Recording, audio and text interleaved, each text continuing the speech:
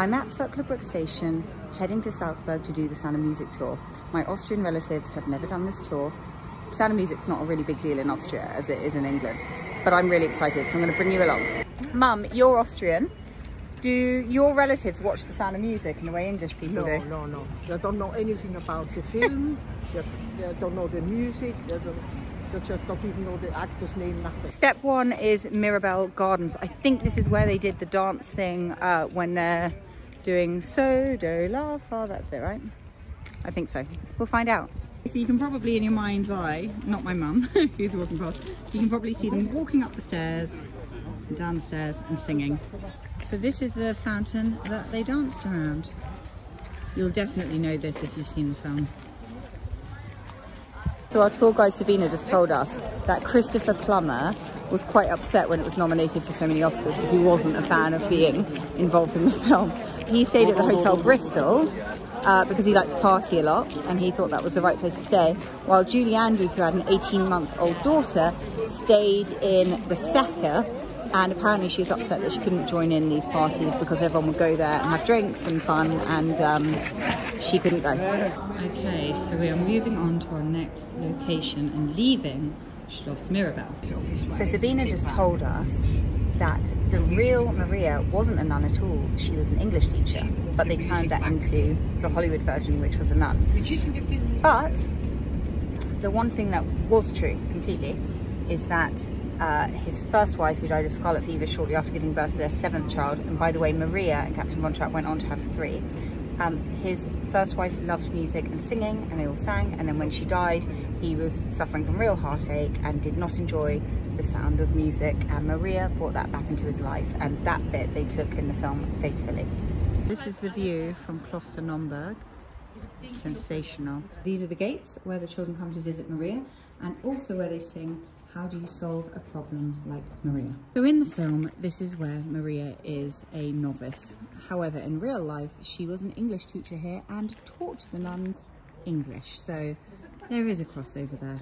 They didn't film anything in here, but it is an exceptionally beautiful abbey. So I thought I'd just show you a little bit of it. Exquisite, look at that. So the youngest daughter of Captain Von Trapp and Maria, the real daughter, gave a concert here and played the guitar. Apparently it was electrifying. Maria's bedroom, when she was teaching here, was through this door. So we're standing on Moenchsberg, and this is Salzburg. So down there is the music festival hall, and it's the Salzburger Festspiele. Salzburger Festspiele, thank you Sabina. And that's where, in the film, Captain Von Trapp sings Edelweiss, and of course the family sing beforehand and then they escape. And in real life, the Von Trapps also sang down there, so there's another parallel. That's Captain Von Trapp's house. They filmed the scene where the children come off the boat there, out the back.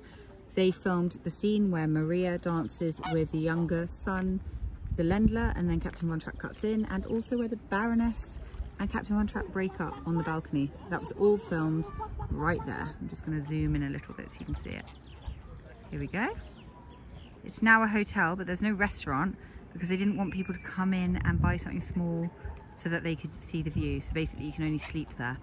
You're not allowed to swim in here because there's a little island over there just for the ducks. So no one can disturb them. They are very respected here. This is a fortress on the way out. Okay, so this is the front of the house. You'll remember Maria arriving from down here, singing I Have Confidence, and here she goes. And then the children obviously are out the front here. Max is here. All the front scenes are filmed here. So this is the 16 going on 17 gazebo. It used to be around where the back of the house is, where they filmed that, but they moved it here because no one could access it and people wanted to see it.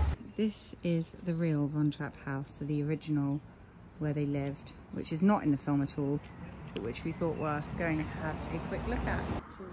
So after, obviously, the Von Trapps left, this has belonged to the Nazis, and Himmler lived here for a while.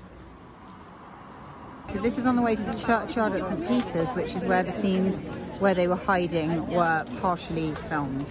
So this is an absolutely stunning cemetery. very famous. And right at the back you have those graves where in the film they were shown hiding behind. So they're right up here. Look up there. Isn't that incredible? Sort of looks like it's being eaten by the rock. So here it is under the rock face. These are the little enclosed spaces behind which are family vaults and graves, and this is where in the film they hid while the Nazis were looking for the family.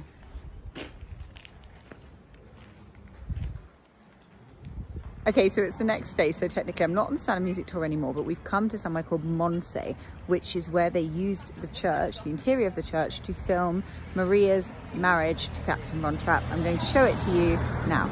So this is Mondsee, in case you were curious about the little town. So this is it. It may not seem as imposing on camera as it is in real life, but it's really big, and it feels, yeah, like quite a place. Walking up here with Christopher Plummer at the other end, I would be nervous. So this is where Julie Andrews walked when she went to meet Christopher Plummer at the top of the aisle. In real life, Maria married Captain von Trapp in Nonnberg Abbey, which I showed you at the beginning of this tour. But this is really very special. So that brings us to the end of the Sound of Music, very relaxed tour that I took. I hope you enjoyed it. If you come to Austria, I would recommend taking a guide if you don't know where these places are, or at the very least planning it before, because they're dotted around, they're not close together, so it was really handy to have a car and a guide. But what I would say also is that it's worth going to all these places, because even if you're not a major Sound of Music fan, they're situated in places that are really gorgeous and worth seeing. So it's kind of a good way basically to get to know the area. Hope you enjoyed it. Bye.